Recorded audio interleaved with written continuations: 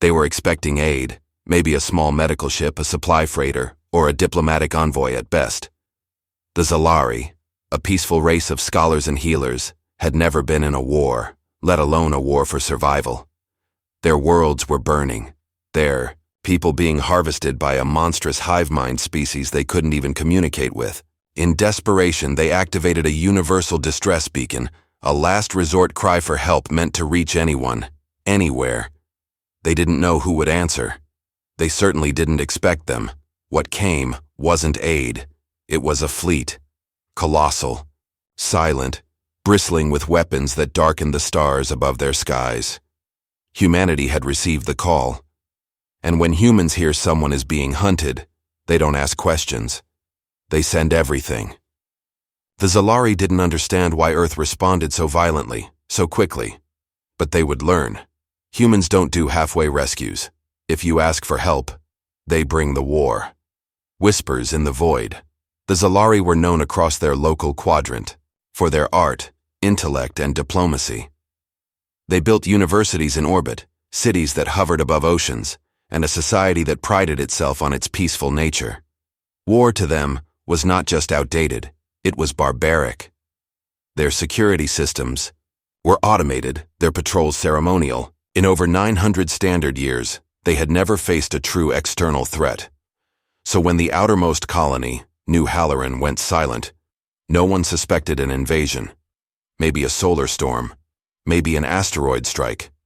But the second and third colonies followed, disappearing from the network without a trace. No distress signals, no survivors. Only a sudden, suffocating silence. Within weeks, 12 systems were dark. Panicked, the Zalari Science Council dispatched stealth drones. What returned shocked them. Images of cities torn apart, oceans boiled, and bones left in neat lines. Whoever had done this hadn't come to conquer. They had come to annihilate.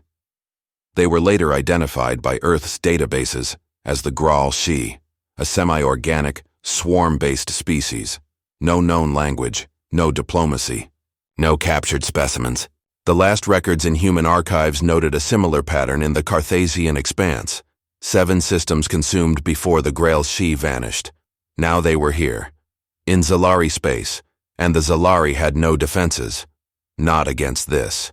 So, with hands trembling, the High Scholar of Zalari authorized activation of a long-forgotten piece of ancient technology, Protocol Sigma-1, a galactic emergency beacon, one of only 5 built by the old Pan-Galactic Coalition.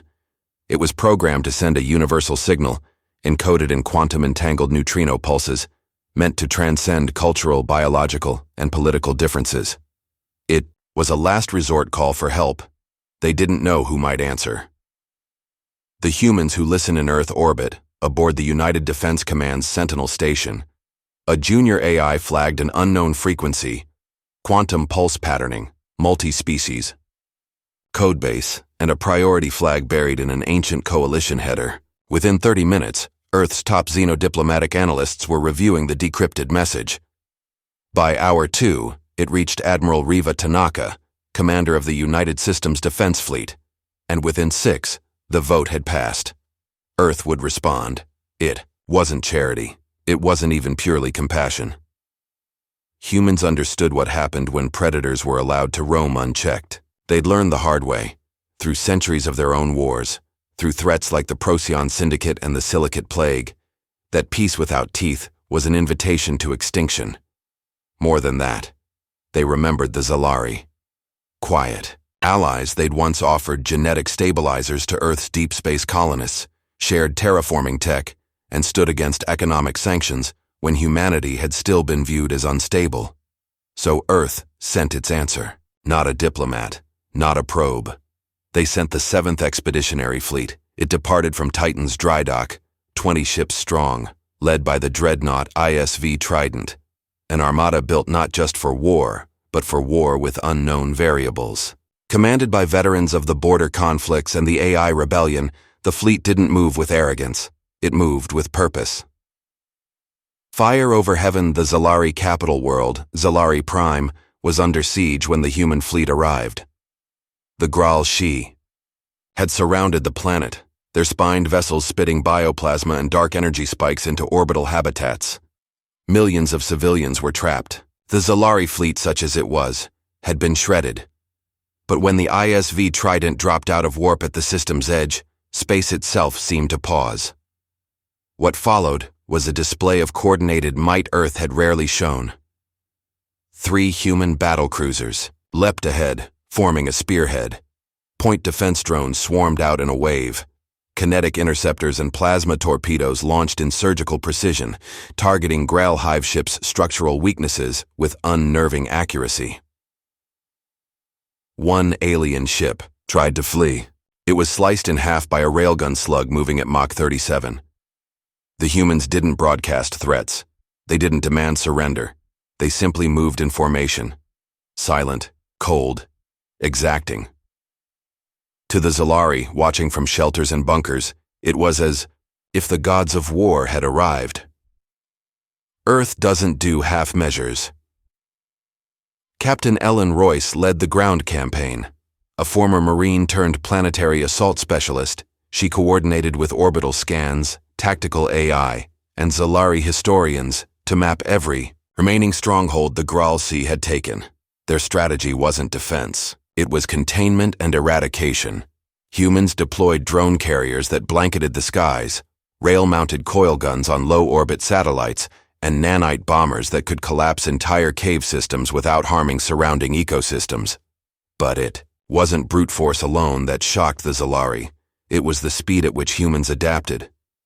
In the first battle, the Grail used acidic spores to corrode powered armor. Within 72 hours, human armor was sealed with graphene-plated bioresistant lamellae.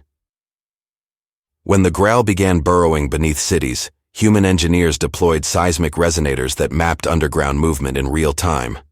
Troopers in exosuits dropped into caverns and unleashed pulse grenades that scrambled hive coordination. Each adaptation was answered, each evolution countered. To the Grail, it was the first time they faced prey that bit back, with relentless creativity and cold fury. Sacrifice isn't the end.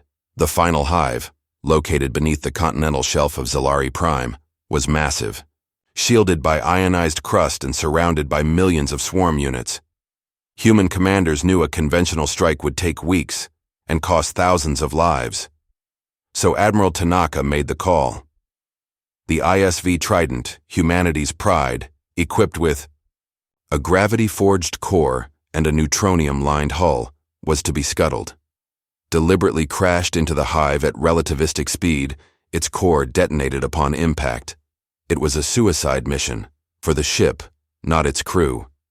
Tanaka and the bridge staff transferred to a fast-drop cruiser. When the Trident struck, it split the ocean in half. The explosion registered on multiple planets. The Grail hive mind fractured. Its scream was heard across psionic channels and cut short. It was over. But humanity had paid. Over 17,000 lives lost in the campaign. Hundreds more wounded. 3 ships destroyed. They didn't stay to boast. They stayed to help. The builders stay while Earth's fleet rotated home. A support team of engineers, medics, and cultural liaisons remained behind. They didn't want tribute or territory. They helped rebuild Zalari Prime's communications grid, taught defensive doctrine, and even helped the Zalari form their first standing defense forces. In return, the Zalari opened their archives to Earth, sharing forgotten pre-coalition tech and ecological methods that would revolutionize Earth's own terraforming projects. But more than that, a bond was forged, not in treaties or trade, but in shared scars. To the Zalari, humanity was no longer just that unpredictable young species. They were something else, guardians, terrible and kind. Ripples through the stars, the galaxy, took notice. Empires that once mocked Earth's aggression began to reconsider. Treaties were revised, old threats backed down. Even the Takari Dominion, which had long seen Earth as undisciplined, extended a rare ambassadorial offer. Whispers spread in quiet corners of the stars. They responded to a distress call from strangers. They fought a war that wasn't theirs. They lost thousands and never asked for payment. Some called them dangerous, others called them noble. But one thing was clear. If you cry for help, you better be ready for humanity to answer, because Earth doesn't send aid. Earth sends the fleet. A signal that shouldn't have been heard. 7 months after the war with the Graal Shi, the galaxy had settled into a strange, cautious calm. The Zalari had begun to rebuild, protected now by their human-backed defense accord. Earth had returned to quiet industry, repairing fleets, upgrading satellite chains, and rearming its orbital defense grid, just in case. But peace, as always, never holds forever. The call came from the Kalkari, a reclusive insectoid species from a fringe nebula no one had charted for decades. Their signal wasn't intentional. It wasn't even meant for public relay.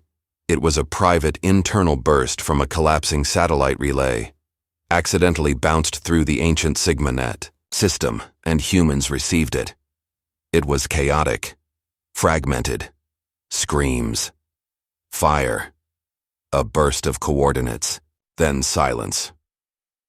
At first, Earth's central AI dismissed it, but one phrase caught the attention of Admiral Tanaka, now Chief of Unified Stellar Command.